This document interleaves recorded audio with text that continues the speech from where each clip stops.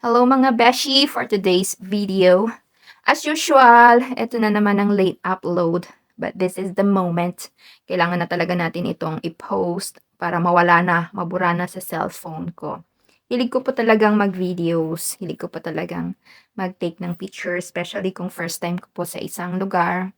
Kasi, syempre, hindi naman po tayo permanent, especially dito po sa Saudi, temporary lang naman po kami dito.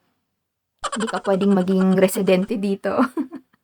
Kailangan mong umuwi. So, ayan. So, napupuno lang talaga yung mga videos or yung phone ko ng mga videos and pictures. I-upload ko na lang, di ba?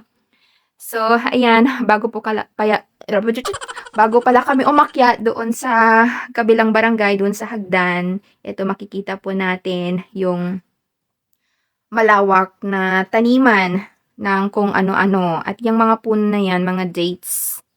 So, usually, yun lang naman madalas nating makita. At ayun, makikita nyo po ang hagdan papunta doon sa kabilang barangay. Ilang taon na ako dito sa Saudi, 8 years sa May. At yung asawa ko, 10 years. Ay, magta-12 na yata or 11 years siya dito. Anyways, ang tagal-tagal na po namin dito. Pero, ngayon lang kami nakapasyal kasi meron na rin kaming sasakyan na hinuhulugan.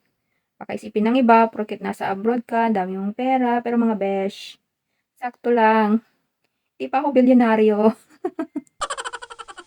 Kaya iwasan niyo muna mga musta. Charot. Anyways, ayan na nga po.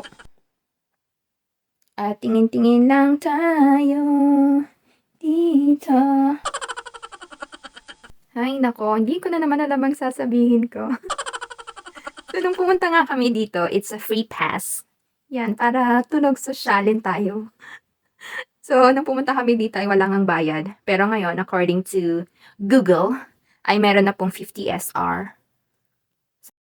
If you go there at around 5 p.m. to 12 midnight, there is a $50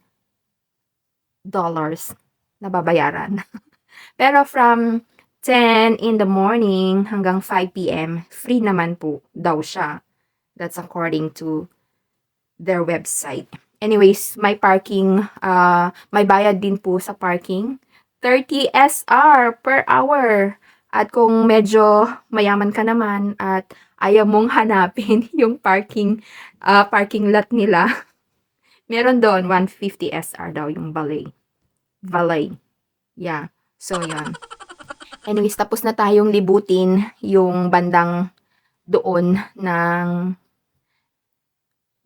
taniman nila. So, balikan ko na yung asawa ko na andon, cellphone ng cellphone. Di ko alam kung sinong text ng text sa kanya dyan. So, ayan siya. Iniwan ko siya dyan kanina. Babalikan ko din siya dyan. O, diba? At akyat na po kami dun sa kabila. Thank you so much, guys, for watching. God bless you.